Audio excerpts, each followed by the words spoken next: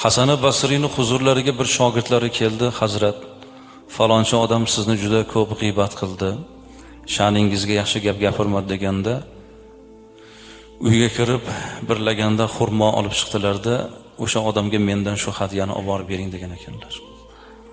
G'iybat qilsa, bu tushuningda axir, g'iybat qilsa kim yutadi?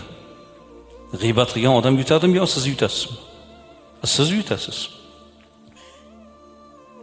Imom Shofiy aytgan ekanlar, agar g'iybat mumkin bo'lganda edi, men onamni g'iybat qilgan bo'lardim. Chunki g'iybat qilgan odamga g'iybat qilingan odamning gunohlari o'tadi-ku. Onamning gunohlari menga yuklansin degan ekanlar. Bu gunoh bo'lmaganda men shu ishni men onamga qilgan bo'lardim. Onamni g'iybat qilgan bo'lardim. Onamning gunohlarini men yelkamga olay degan ekanlar. G'iybat qilgan odam yutmaydi azizlar. Demak siz yutyapsizmi? Yutgan holingizda jahlingiz chiqsa u yaxshi emas-da bu. Siz natijadasiz.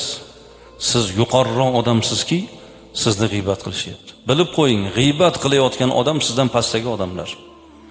Hech qachon tepadagi odam sizni g'iybat qilmaydi. U odam tepaga qaraydi. Siz undan ilg'orsiz, siz undan natijangiz katta, siz undan ishingizning ko'lami kengki, sizni g'iybat qilyapti.